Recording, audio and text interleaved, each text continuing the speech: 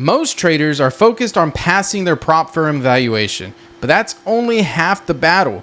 The real challenge that nobody really talks about is what happens after you get funded. How do you actually keep those accounts running month after month without blowing them out? Well, I did it for an entire year last year, and this is exactly how. When most traders think about prop firm trading, they obsess over passing evaluations. I gotta pass evaluation. I gotta pass evaluation. I gotta study. I gotta practice my strategy, grind through the challenge, and then they pass it. And guess what happens? Within about 2 weeks, they blow through that funded account. I'd say about 97, 98% of traders blow it within the first 2 weeks. I have a Facebook group of over 30,000 traders in it, and I've talked to these people over and over, year after year. All right, and you're probably one of them. You might be one of them, and that's what happens. The pressure changes, the mindset changes, and most people, if this is you, don't worry, you're not alone. But most traders blow that funded account within the first couple weeks. That's just plain and simple. That's just what the majority tell me when I talk to them. And basically, everything, you can't let that mindset and that pressure change. All right. So what I'm going to do is I'm going to break down in this video how I kept the same Apex accounts for the entire year without blowing them out. I made 6 figures out of them. All right. And it wasn't having the perfect strategy. I don't have the perfect strategy. I don't believe there is a perfect strategy. But what I did is I went through a handful of things every day that kept me consistent. And that is the number one reason why I was able to do that. So the biggest mistake that I see traders do is they get too comfortable. A lot of traders, they come into that funded account. They might make some money that first week, the first few days. Then they get comfortable, right? They come in and they start sizing up. They take more trades. They do things a little bit different than what got them there. All right. And then what happens is you just start going all over the place. You're not in that same. Trading is boring. Trading should not be this exhilaration of fun where it's just wild and crazy. All right. It's doing the same repeatable things over and over and over. So you need to treat it like it's day one every single day. All right. And that's what I did. It didn't matter if my account was up $3,000 or down $500. Every single day started the same way. My same plan, my same thing I was looking for. And I never changed that. It was just like that account was day one every single time. So that daily reset prevented me from ever getting into a dangerous, headspace. I never, it was like clockwork every single day, the same thing. Never got into a bad headspace. I never got overconfident. I never got too down, so, and that's the thing, just like anything in life, there's going to be peaks and valleys, right? You're going to have highs and lows. You can never get too high and you can never get too low. So that was the first thing that really helped me is every single day I treated it like it was day one. All right. This was a non-negotiable right off the bat. Every single day before I placed a trade, I knew exactly what my risk was going to be for that day. Whether it was $200, $400, whatever your risk limit is for the day, you have to know that. And you have to have a hard stop no matter what happens in that session. All right. And if you've heard me before, you've heard me say that your future self will thank yourself today for stopping when you should. That means is tomorrow, if I stop today when I should stop trading, tomorrow I'll come back fresh after a good night of sleep or whatever. And I'm going to thank myself for stopping yesterday when I did. Because now if I have a good day, it's like, oh, I didn't have to make up a crazy spiral. I didn't have to make up taking extra trades. I didn't have to make up anything. I just stayed on the plan. And now I'm back on track. I had a losing day. You're going to have losing days. And that's fine. You just have to limit that loss. That's literally why you have stop losses on trades, to limit your loss. All right. So the reason why this matters so much is your account's trailing drawdown is your floor. Okay, you can lose 50 or 60% of your drawdown, and man, I mean, you're toast. You can't lose that much. And I know there's some people out there that they are just looking for payout strategies, but man, I talked about this in my last video. You got to create winning habits. That's not a winning habit in my opinion. All right, so my loss limit was always conservative, and I have other videos explaining how I come up with my loss limits. Because I trade prop firms, I look for a certain amount of losing days that it'll take my account to blow. Basically, what that means is I look for, let's say, 10 days in a row, 10 losses in a row means my account will blow. So I look at how much that number is. If I have 3,000 in drawdown, whatever it is, what can I lose? What amount can I lose and that add up to that 3,000 by losing 10 days in a row? So, and I'm just throwing a number out there. That might be 15 days in a row, 8 days in a row.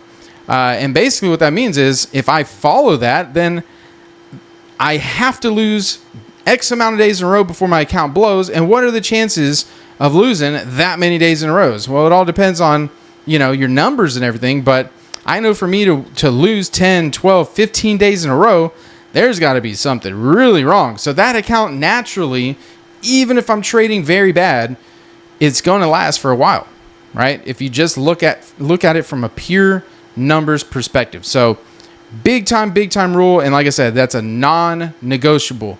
Set that loss limit, and never break it. Never. If you do that, that's one of the biggest things. Anytime I've ever had a bad month, bad week, whatever, it was because I broke that rule. So that rule right there is the biggest thing that's going to help you. All right. Now, what I also did was one trade per session. So each day I was allowed one winning trade, one losing trade. And the reason is because the way I trade, I have an anticipation before the market opens. I'm expecting something to happen. Now, you don't have to do just one trade, but first you need to set that max risk limit that I just talked about, okay? And then if you're going to trade, if you're going to allow yourself 4 losses, make sure it fits within that. If you're going to allow yourself 2, make sure it fits within that. But the reason why I went with one trade is because I had an idea of what should happen in the market, right? And if I took the trade and it was there, great.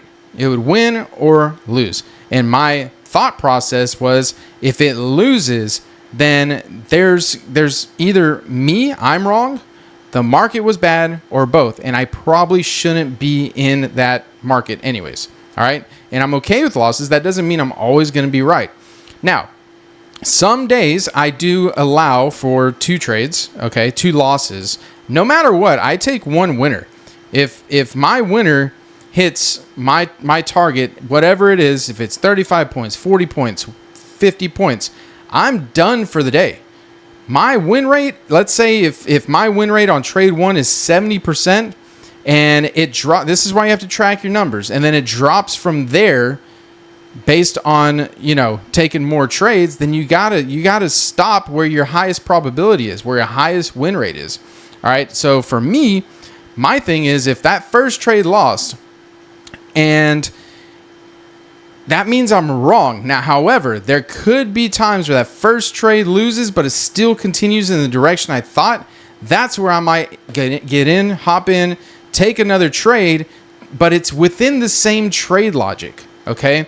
So basically what I'm trying to say here is I would have for my trading session, I'll trade the morning session. Okay. And depending on what trading session you have a limit for how many trades in that session you're willing to trade. Because at some point, you have to accept the fact that you may be wrong that day, or the market could be really bad that day. Plain and simple. So for me, if I lose, okay, maybe I was wrong, but the trade, if the trade is going the same direction, there's the trade logic is still there. All right, then I might hop in again. But if I'm wrong again, that's it. I'm done. The market's either bad or I'm just wrong. All right. So you have to accept that. All right. Here's another one I hit on this last video. You have to know your account structure. All right. If you're trading intraday, if you're trading end of day accounts, know your trade structure. I'm not going to get into this really like deep, but those accounts I traded last year, they were intraday trailing drawdown accounts. That means that trailing drawdown follows me. So if I'm in a trade and that trade is going and I have to take my profits. I can't let it pull back against me. So if I'm up 35, 40, 45 points and it's around my target, I got to take profit because that trailing drawdown is trailing. I can't let it pull back because I'm going for a bigger target. I either got to take my profit, get back in, whatever it is. So I knew that. So that's why I had to, I knew my account structure. So I knew it plain, in and out. So I knew I had to do that. An end of day account, maybe you could do something a little different. But like I said, you really have to know what structure your account is and how to operate it.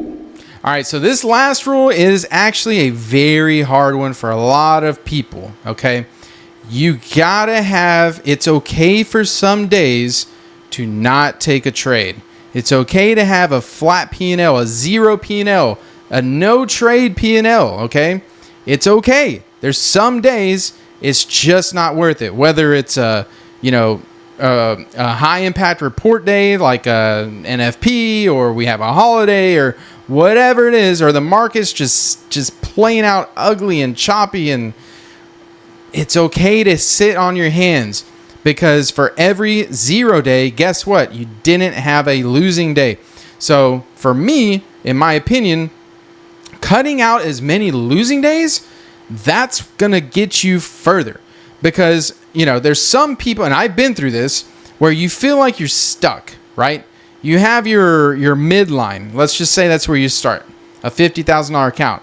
You start doing this, you go up, and then you go down underneath the 50, and then you go up a little bit over 50, then down under, because you might have a 50, 60% win rate, 60, 70% win rate, something like that. But those losing days, if you start cutting out those losing days, that equity curve starts going up, and then it might go flat. Then it might go up, then it might go flat. Then, yeah, you'll get a loss, right? But then you go flat, then go up. So basically, any way that you can cut out losing days is always going to help you. And, the best traders in the world are not the ones that have to take a trade every single day. All right. There's traders that, they know when to trade, when the market gives them what they're looking for, when you have the highest probability trades, the lowest resistance trades. All right. Patience pays. So you have to use the patience. Look for exactly what you're looking for in the market. If it's there, take the trade. You're either going to win or you're going to lose. Maybe you break even. And if it's not, you simply don't take a trade. And that's it.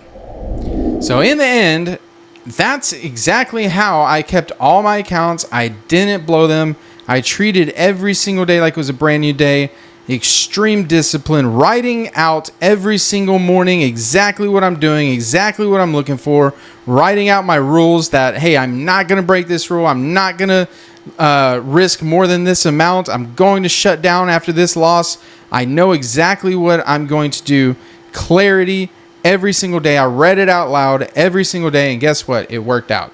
All right, worked great. So discipline is an edge. All right. Discipline is the edge. Consistency is the strategy. All right. Discipline is the edge and consistency is the strategy. You get those right and you're going to do well in the long term. That's just plain and simple. So protecting the account, that's the priority. Doing that, everything else just follows from there. Like I've always said, making money is a byproduct in trading of everything else you do right. So do that right, and you're going to do really well. All right, so if you plan on grabbing another Apex evaluation, I would please ask you to use my code WIN if anything I do helps you, and you plan on purchasing an account anyways. If you use my code WIN, WIN, links in the description. Also, I have a free prop firm trading guide That's in the description. And I started a weekly newsletter, basically weekly market newsletter. Every Wednesday, you'll get some market updates, some insight hit every single Wednesday. If you're interested in that, link in the description as well. You can get that newsletter. And yeah, I'll see you on the next one. Last weekend, I was not able to do my weekly review because I was out of town. So I'll have one this weekend. And as always, I look forward to seeing y'all on, wherever I talk to you, whether it's in the Facebook group and Discord, whatever.